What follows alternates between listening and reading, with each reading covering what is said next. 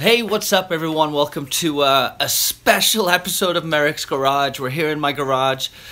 It is late, but you know what? That's alright, because one of my dear friends, Mr. Brian Miller, is here visiting. That is a true Montana boy right there, ladies and gentlemen.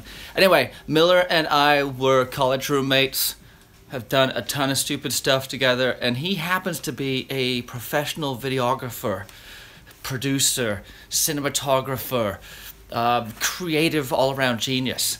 And he brought all his fancy camera equipment over, and we're gonna do a quick walk around of Merrick's garage. So I'm gonna hand it over to him, because I mean, dude, look at this camera. Look at this. Are you kidding me? I'm shooting on my iPhone. And then right here behind me, look. Look. What is that? Dude, that's crazy. There's lights and... Over to Miller.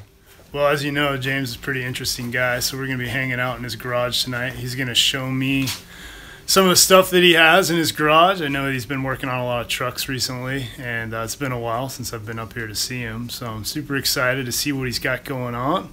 And yeah, we're just going to geek out, talk a little bit of tech, a little bit of shop talk, since I have no idea what any of this stuff does. This is pretty exciting, man. This is a homemade garage for sure. Oh, yeah.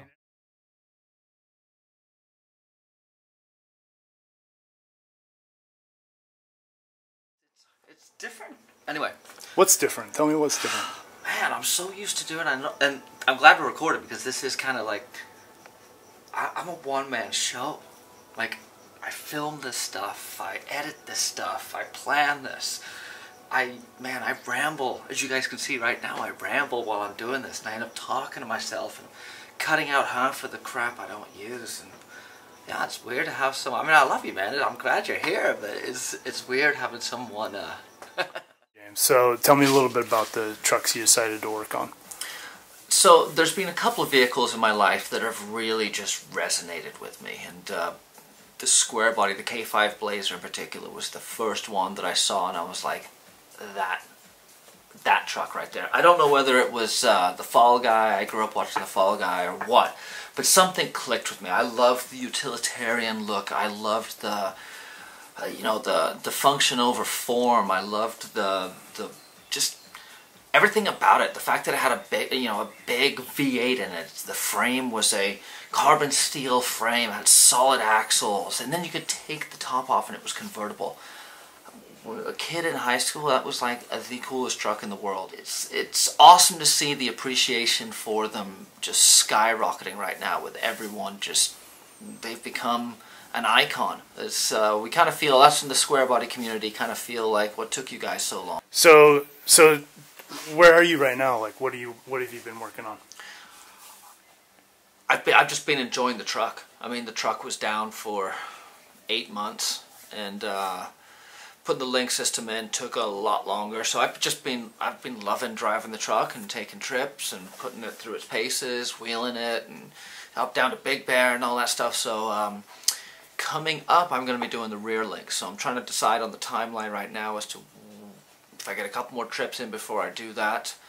And I bought another Suburban. I bought a square body, I think it's an '89 Suburban, that I plan on turning into just like the family, just hauler, big diesel motor. I have big plans for that guy. I just don't know how to pull it off. That's going to be a real test of what can I get done in a small 2-car garage. Cool. Right now, this is dedicated to metalworking. I'm trying to get back in shape for doing the heavy fabrication stuff that's required when I do the link system. You kind of get out of practice, you get out of, you just don't think that way, and I have so much respect for the guys who do this full time, because it is so much work, and it's so hard on your body to be moving all this heavy crap around, and cutting and welding and grinding and lifting and hammering. So I kind of feel like I gotta psych myself up and get back into the groove of that before I can undertake a big project. So that's kind of what I'm doing right now, is dialing in the new welder, messing with some different settings, and practicing. So just thinking about it right now is wearing me out.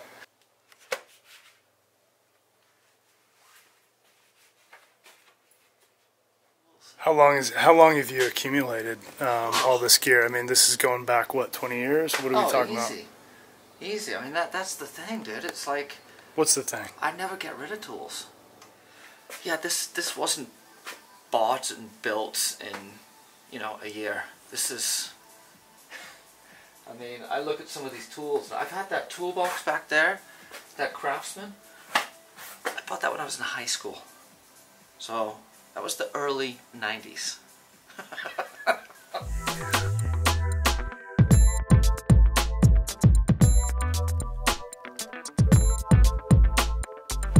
So I know you didn't know how to cut frames when we were, chopping and custom welding frames when we were in college. So you've learned this somewhere. Tell me about that. You know, it's confidence. It's confidence that. What's confidence? What are you talking about? I got confidence in my ability to see a project through. I got confidence in my mechanical problem-solving ability. So that I don't have like some innate knowledge or deep, tribal understanding of how to do all this stuff. I do what everyone else does. I research on the internet, I watch YouTube videos, and I practice. But I'm also not afraid to screw up. I'm not afraid to do it wrong. I'm not afraid to mess things up. I mean, dude, I've had some days where I feel like all I did is move backwards because I screwed up my truck so bad. But those ended up being some of the things that I learned the most from. I know that sounds very cliche, but it's true. Learn when to put the tools down and step away and take a break. And don't be afraid to tackle projects that seem over your head. You'll get into the middle of them and realize they're not as daunting as they first seemed. What's been your hardest challenge of any of the builds that you've done so far? Oh, another good one. I think that the axle swap in the beginning, I was just so freaking fired up that I was just going to get this done, that I underestimated just how heavy those things were. I did it on the side of the road in a dirt little lot. I couldn't roll. The jack stands failed. The jack wouldn't roll on the ground. Oh, dude, that was just so... Cutting all these... Here, can you see? Can you zoom in on that? Cutting all these little rivets off of the frame. I mean, I didn't know better ways to do it. This is the difference between a good mechanic and a great mechanic. I would spend hours taking a handful of these off. Now that I've got an oxyacetylene torch and I'm learning how to use it, I can take a dozen off in, 5 minutes. So those are the little tricks. But in the beginning, that was gnarly. Learning how to work with this stuff, learning how physical it was, and not knowing the little tips and tricks that grease the wheels. So is that why people like coming to your channel? Is they can see, somebody try and fail, and somebody try again and get it right? Is that? I think they get to see someone fail a lot. No, I think people are coming to my channel. That's a good question. I initially just kind of thought I'd throw together a bunch of how-to videos that summarized all the information that I found through massive searching on the internet, just kind of put it in one place. And now it's kind of evolved into, I just document what I do. And apparently some people find it interesting, which is pretty surprising. But I think I'm not a paid professional. I don't have a big shop and tons of people running around doing all the monkey work for me. I'm a guy with a full-time job and 3 kids and a wife, and I think it encourages people. There's like, if this schmuck can build a bitchin' truck, then why can't I? It's very easy to watch, Gas Monkey Garage and kind of put that stuff up on the shelf as if I had the money and time, I'd be able to do that. It's a lot harder when, you've seen a dad of 3 get it done. Is people seem to get discouraged when their builds aren't progressing as fast. They think that all these shows on the internet and stuff now are all about how quickly you can get a build done, and there's timelines and crunch and all this, and that's just a bunch of BS. It's a bunch of background noise you just need to not listen to, because ultimately And this is going to sound very zen, but it's like the journey is in building the vehicle. The journey is in designing, dreaming, and creating the vehicle. Don't put timelines on it. Allow yourself to dream and think and plan and prep and assemble, and don't overlook that stuff, because it's critical to the ultimate enjoyment of what you're building. You know, when you're sitting in the driver's seat of something that you took from, you know, pen and paper and just mashed it all together, it may have taken you 10 years, but man, you can't buy that, which is why you should build it. Like, do you think it's unachievable? Like, because most guys work really, really hard, and there's no freaking way that they're going to learn all this stuff and have the time to do it. I mean, how do you go have somebody teach you that's local, or like, where do you start, man? You gotta have a passion for it. You gotta be. It's gotta be something that you're thinking about when you're daydreaming. Because if it's not, then it's not a passion. And if it's not a passion, it'll become a chore, and it'll be something you discard. That's why you can always pick up project vehicles for cheap. So if it's a passion, you start by doing. Just do it. Get that momentum started. What I'm trying to do is very reproducible, very accessible, and with a good work ethic and good attitude, totally realistically achievable. Especially in this day and age with YouTube and all the resources, whether it's online journals or blogs or vlogs, or there's a lot of BS noise out there, but there's amazing professors and teachers, and you know, giving free lessons online. I mean, you can go watch a video on how to weld from a certified welder online. I mean, that's a fantastic resource. And watch 5 different guys to get 5 different opinions. Think about that.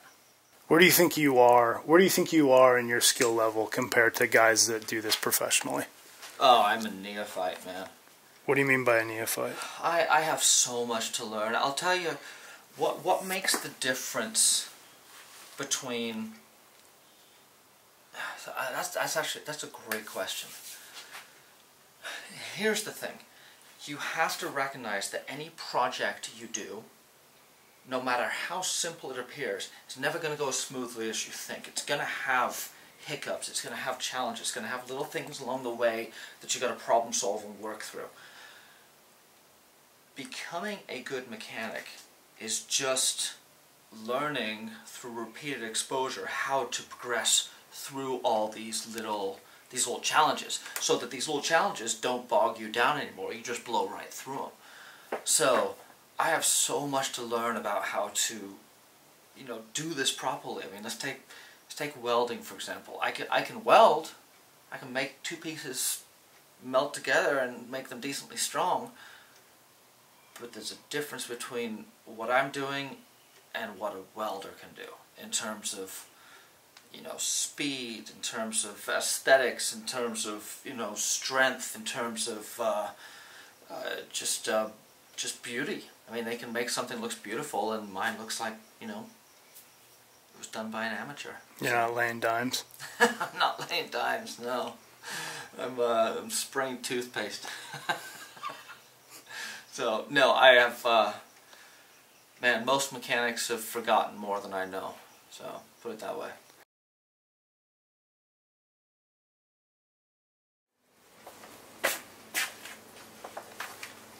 Impacts. Power tools. The work you can do with these small little impact drills and drivers is astounding. So those really maximize what you can do, because you're not just getting beat down using the old style. I mean, how many of you grew up using something like this? This was your wrench. When someone said, "Did you have a set of wrenches?" you went, "Yes, I have a set of wrenches, because this does them all." Yeah. Yeah, that's not a good tool set. This is a beginning tool set. But now we've got all this power stuff, and it's fantastic. This has been really cool, hanging out with my buddy James in his garage, seeing some of the builds that he's been up to recently. really look forward to coming back, man, and checking out what you do in the next couple months. So this guy's awesome. I mean, he is a really, this is a lifelong friend here. So I'm stoked you guys got to meet him. This guy has a talent and an eye. Except I can't pull focus on it. That'll make it in.